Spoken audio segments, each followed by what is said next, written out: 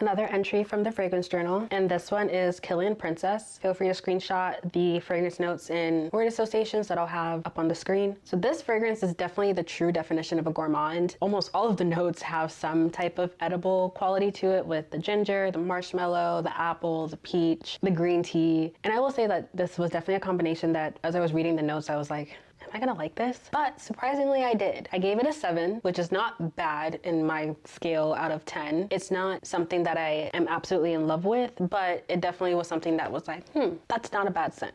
For some reason, when I think of this scent, I immediately think of the matcha girlies. And I think it's because of the green tea. Like, it definitely has that earthiness to it that by itself, I definitely would not like. But I think because it was paired with the marshmallow to make it like a little bit softer. So kind of think of like if you add vanilla or something to your matcha and like how it kind of like balances out that earthy taste and gives it some sweetness, some creaminess. I think the marshmallow and vanilla pairing with the green tea definitely do that. And then the ginger adds like almost like an energizing effect to it. I would say this definitely kind of goes through like all the different like flavor profiles a little bit. Like there's the sweet, there's the earthy, there's spicy. And so that's really interesting. As a fragrance, I think all of the notes do pair well together. I just think at some moments it was a little bit too earthy for my liking. Overall, it is a scent that reads to me as like warm and seductive. I can definitely see this as being like a date night kind of scent if you want to give off like a mysterious, edible but confident type of vibe. I think there is a level of confidence that goes into wearing a fragrance that is so